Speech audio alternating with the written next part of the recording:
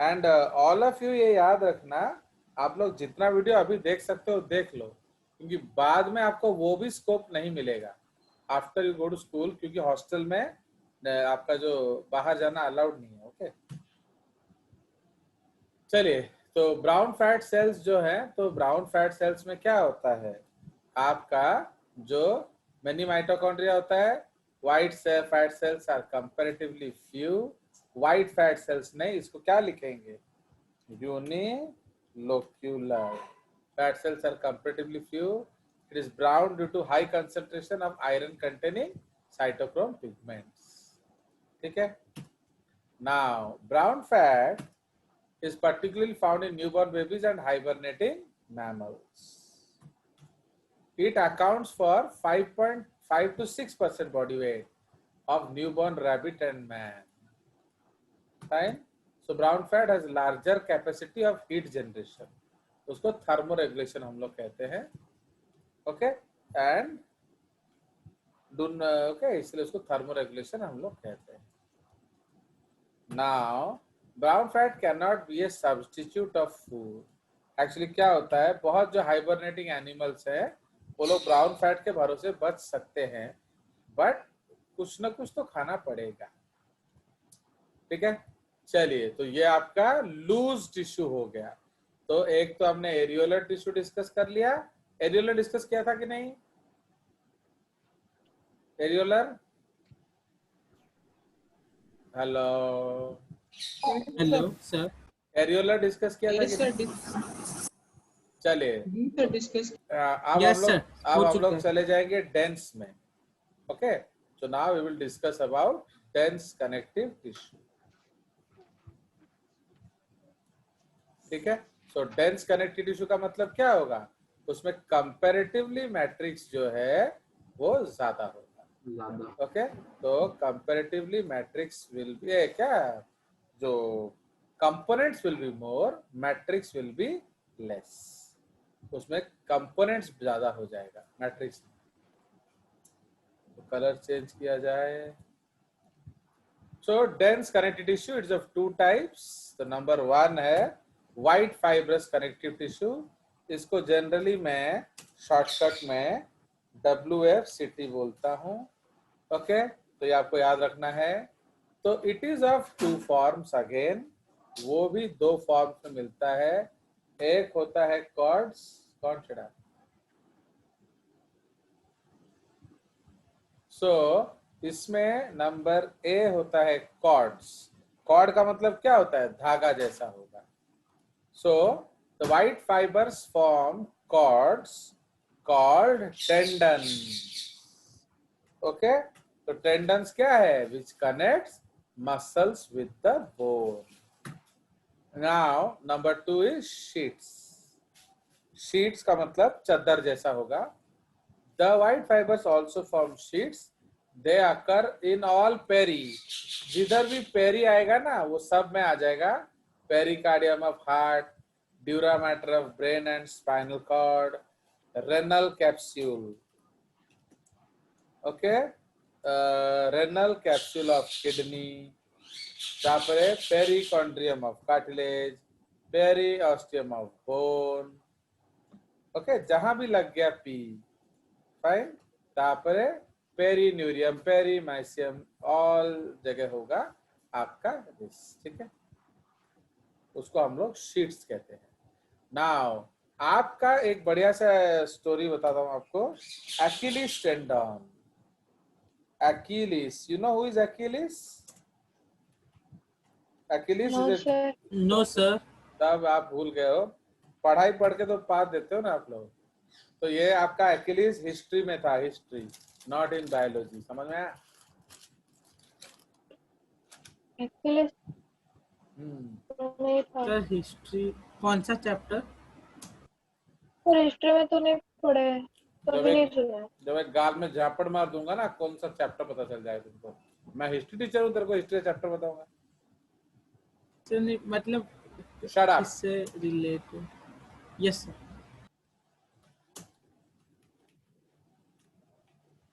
और मैं अगर आपका एक्यूलिस टेंडन काट दूंगा ना बेटा, जिंदगी में खड़े नहीं हो सकते, समझे? अब आप, आज आपका होमवर्क है, क्या होमवर्क है? एक्चुअली के बारे में पढ़ना है। नहीं, फिर भी एक आदमी घुस गया ना। Homework is find its location, ठीक है? आज आप गूगल मार देंगे एंड ढूंढ के बताएंगे मेरे को एक्यूलिस टेंडन क्या होता है, एंड उसके बारे में मुझे आपको अगले क्लास में एक स्टोरी सुनाना है, याद रखना। चलिए, तो इसलिए एक्यूलिस टेंडन सबसे इंपॉर्टेंट चीज होता है। तापरे शीट्स हो गया हमारा, ओके। नाउ उसके बाद आ जाएगा हमारा येलो कनेक्टिव टिश्यू। तो येलो कनेक्टिव टिश्यू क्या होता है? इसमें भी 2 फॉर्म्स होता है। तो येलो को हम लोग क्या बोलेंगे? YFCT, okay. It also has 2 forms. कौन कौन सा? Number 1 is cords, okay, they are formed by yellow elastic tissue। एक सेकंड में माधव को बोल देता हूँ, वो पैडअप हो जाएगा।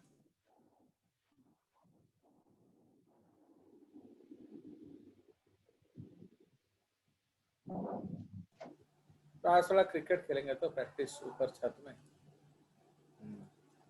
चलो, उसको पैडअप होने बोल रहा। क्लास पर है, हो गया? तो yellow elastic it has 2 forms, cords and, वही जिस तरह से वहां भी कॉर्ड है इधर है, तो इसको हम लोग क्या कहते हैं? लिगामेंट्स। तो लिगामेंट्स किस किस को जोड़ता है? बोन टू बोन, भले भले। एंड नंबर 2 है शीट्स। तो शीट्स जो है ये आपका येलो फाइब्रस कनेक्टिव टिश्यू बनाता है, ओके। वो आपको काफी इलास्टिसिटी देता है। जैसे आपका आर्टरीज का वॉल है, देखो वो कितना इंपॉर्टेंट है। These are also formed by yellow elastic tissue, connective tissue हर समय लिखना। And occurs in the walls of blood vessels, lungs and bronchioles. तो जैसे आप ब्रीदिंग करते हो, आपका bronchodilation, broncho constriction, vasodilation, vaso constriction कैसे हो रहा है रे बाबा? बताओ कैसे हो रहा है? It is because of what? It is because of elasticity. Elasticity है ना, ये आपके इलास्टिसिटी के लिए हो रहा है। कहाँ गया इंसर्ट?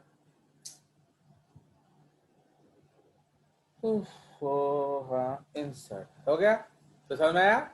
तो इसलिए अब आ जाएगा थर्ड है रेटिक्युलर कनेक्टिव टिश्यू। तो ये आपका फैगोसाइटिक टिश्यू है basically. Is present in spleen, lymph node, bone marrow, etc. Now they are phagocytic and are also concerned with blood cell formation। तब कहीं छाड़ दो तो सब बोलो। चलो, ब्लड सेल फॉर्मेशन, ओके। चलिए, तो ये आपका हो गया। लास्ट है पिगमेंटेड टिश्यू, वो आपको कलर देता है, ठीक है। जैसे आपका रंग वाई वर्षा इज गोरी एंड जो गिरिजा है काला, तो that is because of pigmented connective tissue, okay. चलिए, तो ये आपका हो गया dense connective tissue finish, okay. और इसको और जो है उसको डिलीट कर दो। फुल, इसको लिखिए full stop. It gives colour to the tissue, हो गया।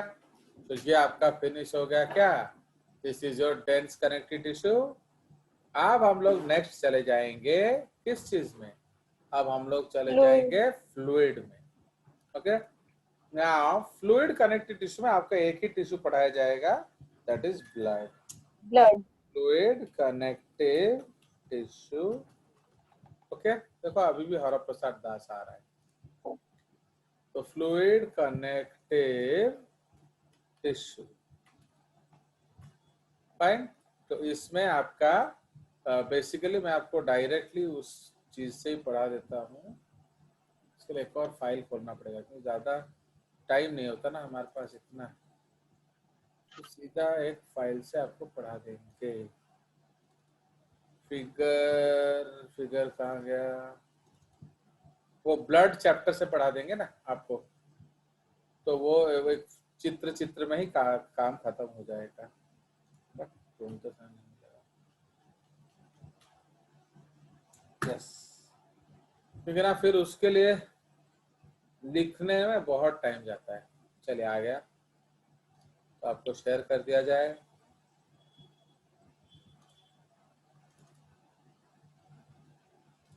चलिए सो अब आ जाइए आपका,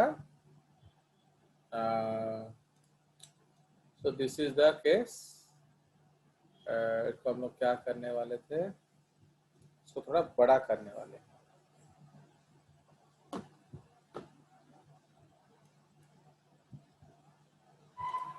ना जो ब्लड है, फ्लूइड कनेक्टिव टिश्यू, हमने मतलब क्या समझा था, दैट जो फ्लूइड कनेक्टिव टिश्यू है उसका मतलब क्या है कि उसमें कंपोनेंट्स होगा कम एंड मैट्रिक्स होगा ज्यादा।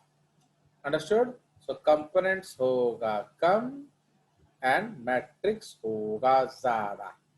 ओके, तो आप यहां देखिए, तो इसमें बीच में मैं आपको लिख दे रहा हूं, तो जो ब्लड एज ए सिटी, तो इसमें blood as a fluid city,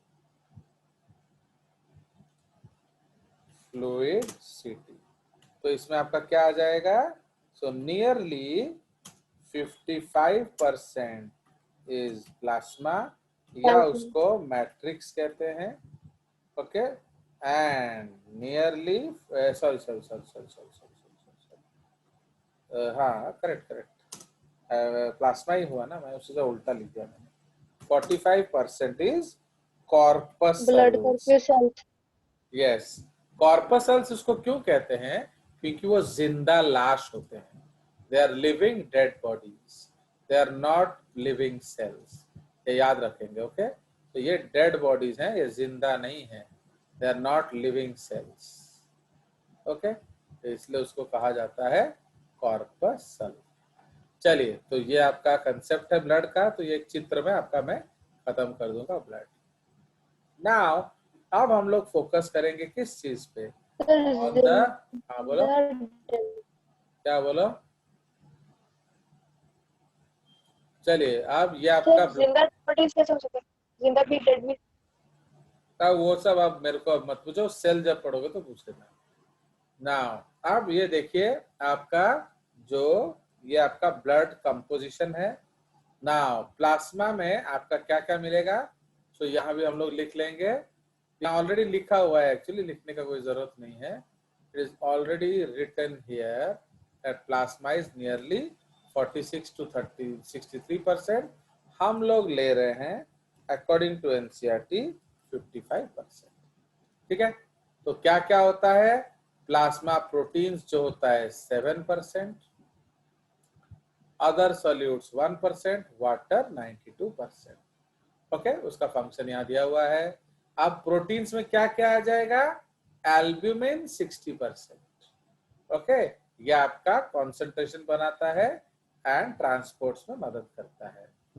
globulin around 35%। तो ग्लोब्यूलिन्स जो है, इसके बारे में मैं थोड़ा डिटेल आपको बता दे रहा हूँ।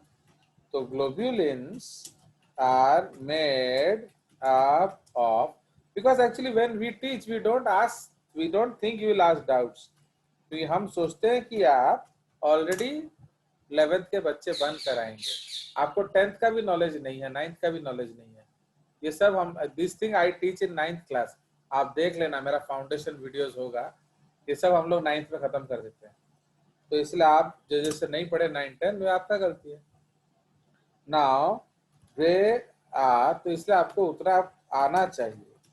दे आर ऑफ 3 टाइप्स, क्योंकि हमको जितना टाइम दिया जाता है, we presume you know, because we cannot solve your doubts.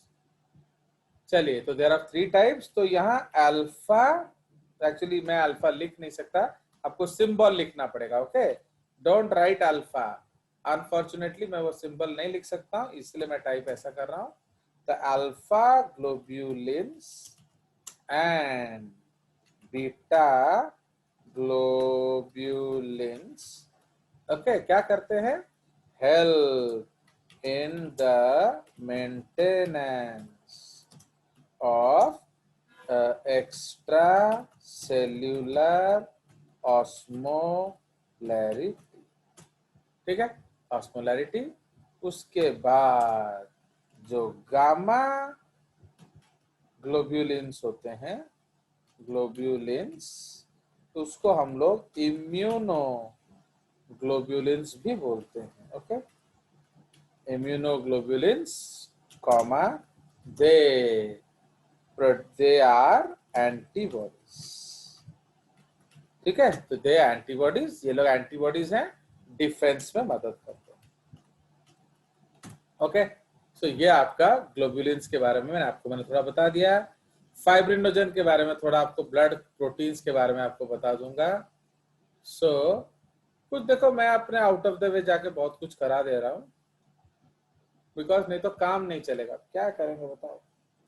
Now there are 13 blood clotting factors, okay, comma 1 is absent, माने पहले हम सोचते थे कि वो है, अब वो साबित हो गया कि वो एग्जिस्ट नहीं करता। ये जब हम लोग, मैं आपको सर्कुलेटरी सिस्टम में ब्लड पढ़ाऊंगा तब उसको डिटेल बताएंगे, तो उतना भी डिटेल नहीं, बट थोड़ा तो बता ही देंगे। तो 1 is absent, comma second क्या 1 is absent, 4th factor is calcium ion. तो कैल्शियम आयन क्या है? इनऑर्गेनिक है, comma rest 11 are rest 10 sorry rest 10 are proteins. Okay, तो रेस्ट 10 आर प्रोटीन्स, तो याद रखना, they help in blood clotting। सी एक चीज याद रखो, अगर आप मेरे क्लास में थोड़ा पहले से पढ़ के आ जाओगे ना, तो हर समय आपको ज्यादा मिलेगा, क्योंकि आप ये जो बेकार का डाउट्स में टाइम वेस्ट नहीं करेंगे। क्योंकि अगर आपका डाउट सॉल्व करने लग गया, ये सुभाषिस लोगों का डाउट, तो फिर वो आपका कम हो जाएगा कंटेंट, समझ रहे हो। इसलिए आपको थोड़ा सा पहले से प्री रीडिंग लगा के आना है। एंड इसलिए देखो, मैं जो तुम लोग को मैं ऑलरेडी F1 का वीडियो भेज देता हूँ, तो you are lucky on that काम। चलिए, तो समझ में आया। तो ये आपका लिख दिया है। तो फाइब्रिनोजेन जो एटी फाइब्रिनोजेन को हम कौन सा प्रोटीन बोलते हैं? Fibrinogen is equal two factor 1। समझ रहे हो, जो मैंने आपको 13 फैक्टर बोला, फाइब्रिनोजन का नंबर कितना है? फैक्टर 1। चलिए, तो ये सारे ब्लड क्लॉटिंग में मदद करते हैं, एंजाइम इधर उधर का होता है। अब ये आयंस और ये न्यूट्रिएंट्स क्या होता है? बेसिकली फूड होता है, एब्जॉर्ब फूड। तो जो आप लोग खाना खाए हो वही क्या होगा? Absorb food. तो वही आपके ब्लड में ट्रांसपोर्ट के लिए जाएगा। Okay, absorb food for transport, and waste भी वही होगा फॉर ट्रांसपोर्ट, क्योंकि आप जानते हो ब्लड आपका सेल से लेकर उसको सफाई करने लेकर जाएगा। तो प्लाज्मा हो गया। फिर देख रहे हो, अगर मैं पढ़ाने बैठता तो ये पूरा आज का दिन 2 घंटा 4 घंटा तो ब्लड ही लगता है, ओनली 4 आवर्स, बट हमारा देखने से धड़ाधड़ खत्म हो जाता है। अब हम लोग कंपोनेंट्स डिस्कस करेंगे।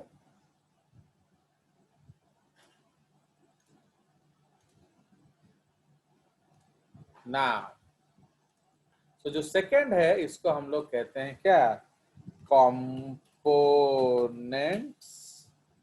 कंपोनेंट्स। क्यों? Because since it is a connective tissue ना, आपको प्रूफ करना पड़ता है एक्चुअली ये कनेक्टिव टिश्यू है कि नहीं है, तो इसलिए आपको दोनों बताना पड़ेगा, इसमें ये है और इसमें ये है, कंपोनेंट्स। और इस केस में हम उसको क्या कहते हैं? कॉर्पसल्स। ओके, ब्रैकेट में नो फाइबर्स इन ब्लड, इसलिए ब्लड में कोई फाइबर नहीं होता। तो इकलौता कंपोनेंट क्या है? कॉर्पसल्स। चलिए, तो अब ये कितना परसेंट होता है? This is nearly 45%, of which 99% of which greater than 99% is what? Is of which 90 greater than 99% is your RBCs. देख रहे हो? तो बाकी का कोई अस्तित्व ही नहीं है, आरबीसी ही 99 से ज्यादा है। चलिए, तो आप यहाँ देखिए, ये आपका प्लेटलेट्स होता है। तो इसके बारे में मैं आपको कुछ बता देता हूँ, जो मैंने बोल दिया वो फाइनल है, इधर उधर का बातें करना नहीं है। Fine. So in mammals they are not true cells, so not called thrombocytes. अरे, so in mammals they are not called,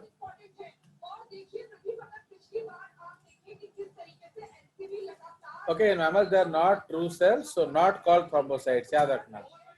next point. Sir noise कहीं से आ रहा है? हाँ, वो टीवी से आ रहा है, because Sushant is more important than me ना। चलो, अच्छा अच्छा सर, ठीक है। और they are not true cells, so not called thrombocytes. इसीलिए इनका काम क्या होता है?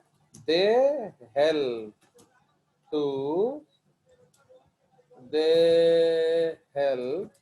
टू इनिशिएट, क्या? They help to initiate blood clotting. तो ब्लड क्लॉटिंग को हम लोग क्या कहते हैं ब्रैकेट में? हीमोस्टैसिस। ओके, चलिए, तो ये आपका प्लेटलेट्स के बारे में हो गया। तापर इसमें एक ग्रीन पॉइंट, तो ग्रीन में हम लोग डिजीज लिखते हैं। Okay, in dengue platelet count falls drastically. तो आप जानते हो कि नहीं, डेंगी एक बीमारी है। एक्चुअली बहुत लोग इसको डेंगू बोलते हैं। It is not dengue, it is actually dinghy. उसका प्रोनाउंसिएशन होता है डेंगी। डेंगी। हाँ, यू कैन चेक योर, आप गूगल में आज मार के प्रोनाउंसिएशन चेक कर सकते हो। तो in dengue platelet count falls drastically. तो हाउ विल यू नो कि आप डेंगी से सफर कर रहे हो? प्लेटलेट काउंट धड़ से गिर जाएगा। चलिए, अब आपका आ जाइए WBCs आ जाएगा। सो WBCs जो है, अब WBCs क्या करेंगे हम लोग? तो WBCs जो है, कितना पढ़ाई है रे बाबा। WBCs, अब आप खुद सोचो, ये सब आपका क्या है एनसीईआरटी में, आज जाके देख लेना। WBCs आर ऑफ क्या? 2 types on the basis. Actually in school वो लोग क्यों इतना सारा सिलेबस डाल देते हैं मालूम है? क्योंकि स्कूल में वो लोग ये सब नहीं पढ़ाते हैं। स्कूल में आपका ये पढ़ाएंगे आपका सर्कुलेटरी सिस्टम में। स्कूल में जितना एनसीईआरटी में उतना ही बता देते हैं, काम खत्म। तो WBC are of 2 types on the basis of क्या? Presence of chromophilic granules. Chromophilic मतलब स्टेन लविंग, ठीक है? तो ये 2 तरह का होता है। तो सबसे पहले ए होता है ग्रैन्युलोसाइट्स।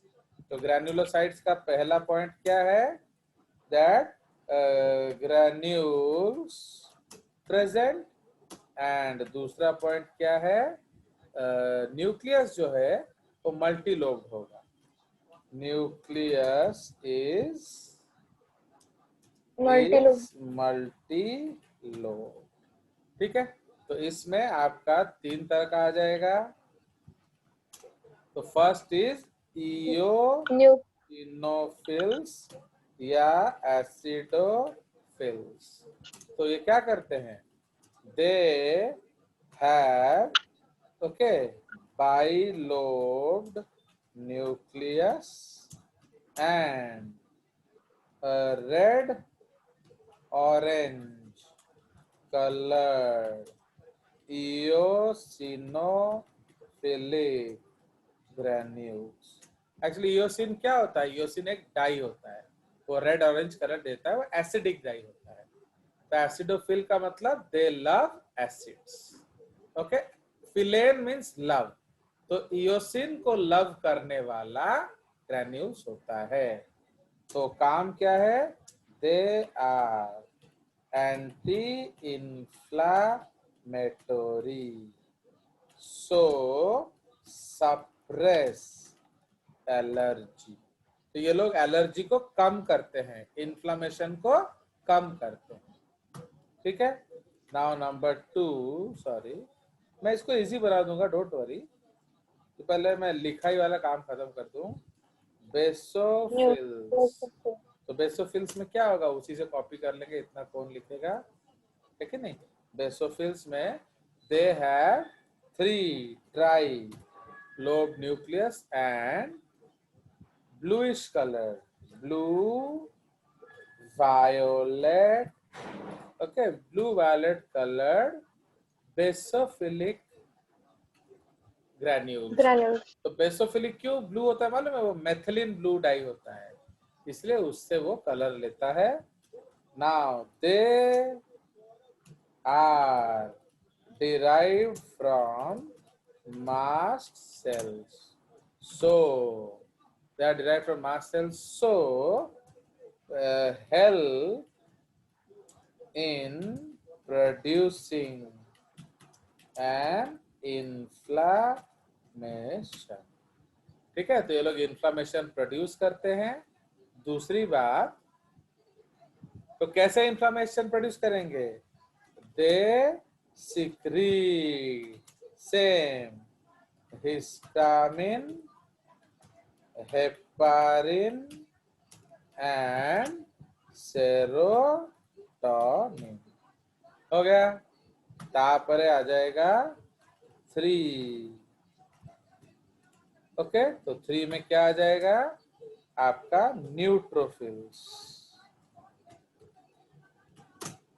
तो न्यूट्रोफिल्स में क्या लिखेंगे? सो दे हैव क्या?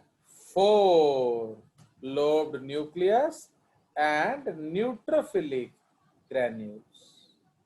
ओके, उसको हम लोग न्यूट्रोफिलिक का मतलब क्या होता है? ये न्यूट्रल डाइज को लव करेगा, न्यूट्रोफिलिक ग्रैन्यूल्स। ठीक है। Now sir neutral dye example? वो आप एग्जांपल आप कहाँ पूछेंगे? मैंने बोला था तेरा बिट में डीआरएस कैंसिल कर दूंगा, फिर मैं बताना नहीं, ये सब आप सेल में पूछेंगे। So they have, so they have neutrophilic granules, so these are also known as क्या?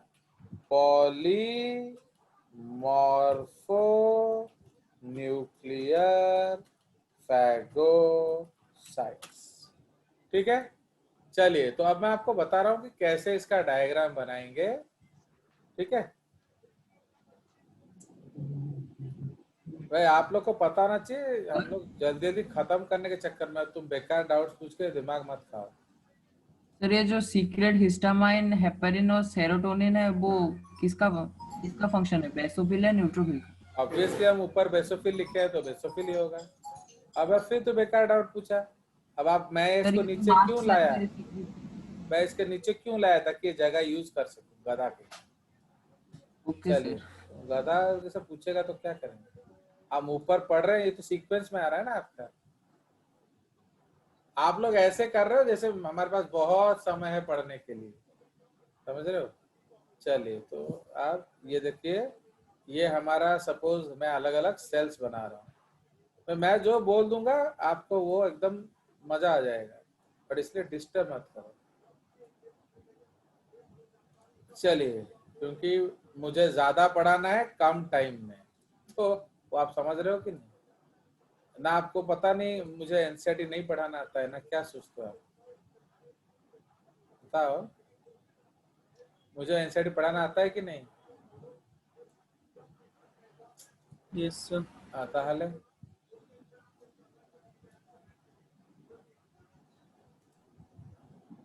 तो आपको एनसीईआरटी पढ़ा दिया जाए। चलिए, ना तो सर। आपके अलग अलग सेल्स हैं। No sir. ओके, इसलिए हल्ला मत करो, चुपचाप देखो, क्योंकि अब मैं आपको अलग अलग सेल्स बता दे रहा हूं इसमें ना। तो सपोज पहला वाला हम लोग लिखेंगे इयोसिनोफिल। ओके, इयोसिनो लिख देता हूं, इतना जगह नहीं है, ठीक है। फिर है बेसोफिल, फिर है न्यूट्रोफिल, फिर ये जो बड़ा वाला है ये है मोनोसाइट, और ये जो बेबी वाला है ये है क्या, लिम्फोसाइट। Lymphocyte. हो गया। तो दिस इज द केस। अब हाउ टू रिमेम्बर ये मैं आपको सिखा देता हूं। भाई देखो, आपको मैंने क्या बताया, बाइलोब न्यूक्लियस है कि नहीं। तो बाइलोब को हम लोग कैसे बना सकते हैं बताइए, बताओ आप। उसको हम लोग इस तरह से बना लेंगे, हम लोग ईयरफोन जैसा बना लेंगे, समझ रहे हो। तो ईयरफोन जैसे गिरजा पहना हुआ है, हो गया बाइलोब। अब उसको कनेक्ट कर दो। Yes sir. तो जिसमें ईयरफोन जैसा देख रहे हो, ये कौन सा है देख रहे हो, tiding tiding tiding tiding tiding tiding, yes sir. जो जैसे Yes, sir. बोलेगा वो फाइनल पहले है। फोन ही होगा।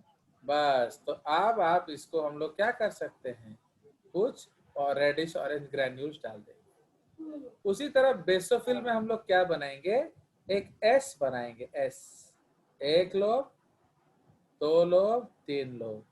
ये सौरभ महापात्र का हेयर स्टाइल जैसा है, कनेक्ट कनेक्ट, हो गया एस। तो एस हो जाएगा बेसोफिल, उसमें हम लोग नीला नीला ग्रैन्यूल्स बना लेंगे। देख रहे हो कितना इजी बन गया कंसेप्ट। आप ये जी है सर। Yes, sir. आपका न्यूट्रोफिल कौन सा कलर का है, कौन सा न्यूक्लियस है, 4 लोब। तो हम लोग ऐसे 4 ठो लोब बनाएंगे एंड उसको जोड़ देंगे। ये किस अल्फाबेट जैसा दिख रहा है, N. आगे मजो। तो अब सपोज इसमें हम लोग कुछ न्यूट्रल स्टेट दिखा देंगे, तो अब कोई इसको कुछ कर देगा मेरे को। तो 4 लोब बनाए कि नहीं मैंने, अब मैं एन बनाऊं, एन बनाऊं, जे बनाऊं, तुम्हें उससे क्या मतलब है। देख रहे हो, याद रखने के लिए कितना आसान हो गया। यस चलिए, सर। Yes, तो sir. सिंस इसमें ज्यादा न्यूक्लियस है, इसको हम लोग पॉलीमॉर्फो न्यूक्लियर फैगोसाइट कहते हैं। बट